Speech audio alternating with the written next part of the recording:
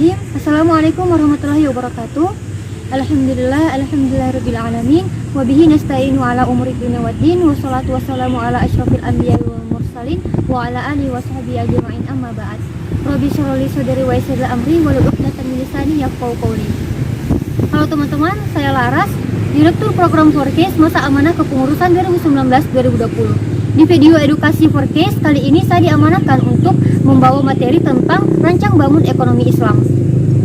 Ekonomi Islam merupakan ilmu pengetahuan yang mempelajari tentang ekonomi yang didasari oleh nilai-nilai yang berpedoman pada Al-Quran dan As-Sunnah.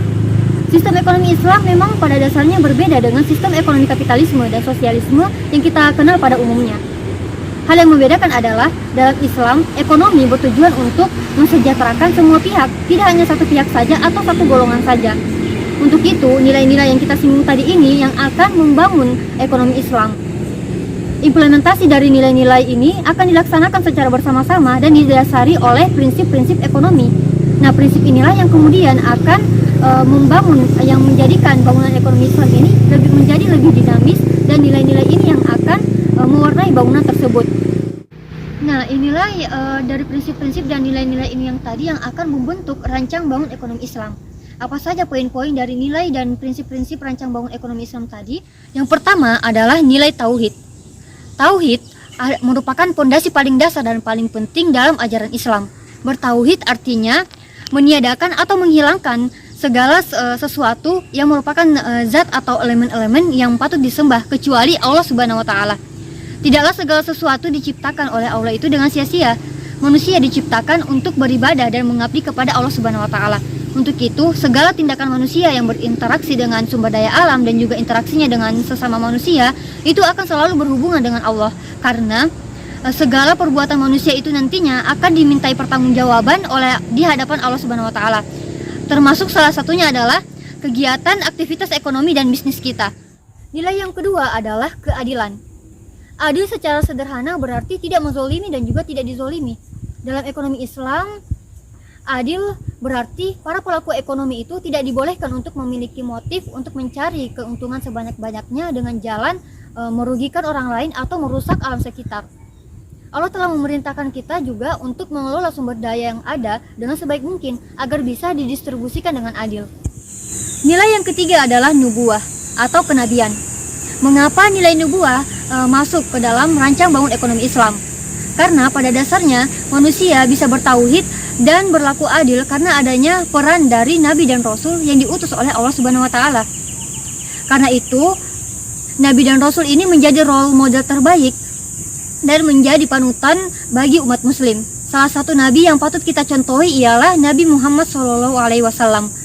Beliau ini memiliki 4 sifat yang patut kita contohi, terutama untuk para pelaku ekonomi. Yang pertama ialah memiliki sifat siddiq, yaitu jujur. Jadi segala tindakan kita itu harus jujur begitu. Yang kedua ialah amanah. Amanah ialah artinya bertanggung jawab. Jadi apa yang dipercayakan kepada kita harus kita pertanggungjawabkan.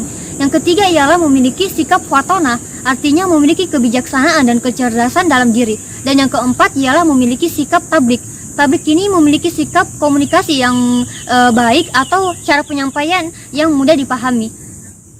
Nilai yang keempat ialah khilafah atau kepemimpinan. Dalam Al-Quran, manusia memang dijadikan sebagai pemimpin di muka bumi ini. Fungsi utamanya ialah untuk mengatur interaksi antar kelompok agar tidak terjadi keributan atau kekacauan. Dalam Islam, pemerintah ditugaskan untuk menjamin perekonomian agar tetap berjalan sesuai dengan syariah, dan juga untuk memastikan bahwa tidak terjadi pelanggaran-pelanggaran atas hak-hak manusia. Nilai yang kelima ialah ma'ad. Secara harfiah, ma'ad artinya kembali. Jadi segala sesuatu di kehidupan manusia ini akan segera berakhir dan akan kembali kepada Allah Subhanahu wa taala. Untuk itu, Allah senantiasa memperingatkan kita untuk selalu berbuat kebaikan karena semuanya akan mendapatkan ganjaran baik di dunia maupun di akhirat.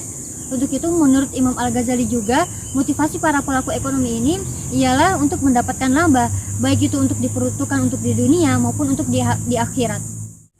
Tadi sudah dijelaskan nilai-nilai universal rancang bangun ekonomi Islam. Sekarang kita akan menjelaskan prinsip-prinsip dari rancang bangun ekonomi Islam. Prinsip pertama ialah multiple ownership. Gabungan dari nilai tauhid dan nilai keadilan ini akan melahirkan prinsip multiple ownership atau kepemilikan multijenis.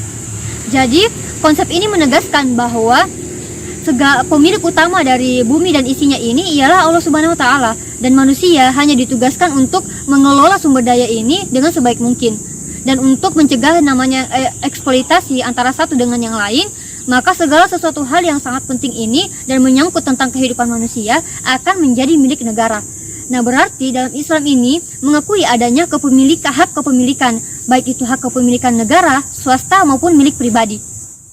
Prinsip kedua ialah freedom to act.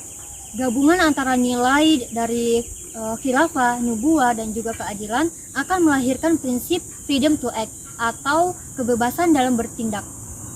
Jadi, freedom to act ini akan menciptakan mekanisme pasar perekonomian yang sehat, dan mekanisme pasar ini merupakan paling dasar di dalam Islam, asalkan tidak ada distorsi-distorsi atau kezoliman yang ada di pasar. Untuk itu, mengapa peran negara sangat diperlukan di sini? Karena peran negara di sini diharapkan agar bisa menyingkirkan yang namanya distorsi dalam pasar. Prinsip yang ketiga adalah social justice. Social justice ini merupakan gabungan dari nilai ma'at dan juga khilafah. Arti dari social justice ialah keadilan sosial. Jadi di sini adanya peran negara yang bertugas untuk mengawasi para pelaku usaha bisnis ekonomi agar menjalankan usahanya sesuai dengan syariah. Dan pemerintah di sini juga ditugaskan untuk bertanggung jawab dan menciptakan keseimbangan sosial antara si kaya dengan si miskin. Nah, semua nilai dan prinsip ekonomi yang tadi sudah dijelaskan itu nanti akan dipayungi yang namanya akhlak. Mengapa akhlak? Karena tujuan dari Islam dan dakwah para nabi ialah untuk menyempurnakan akhlak manusia. Dan akhlaklah yang menjadi penentu pertama apakah tindakan yang sudah dilakukan oleh para pelaku ekonomi ini sudah benar atau tidak. Dan teori sebaik apapun itu tidak akan berhasil jika para pelaku ekonomi itu tidak berakhlak. Jadi, rancang bangun ekonomi Islam ini jika lebih diperhatikan akan membentuk sebuah gambaran yang dimana gambaran bangunan ini terdiri atas landasan atau fondasi dan terdiri dari tiang dan juga terdiri dari atap, di mana landasan ini atau fondasi ini berisikan nilai-nilai universal yang tadi kita jelaskan seperti tauhid, keadilan, nubuwah, khilafah dan juga ma'at. Dan tiang ini berisikan 3 prinsip-prinsip tadi, yaitu multiple ownership, freedom to act, dan juga social justice. Dan juga tiap atapnya tadi ini yang berisikan ialah akhlak.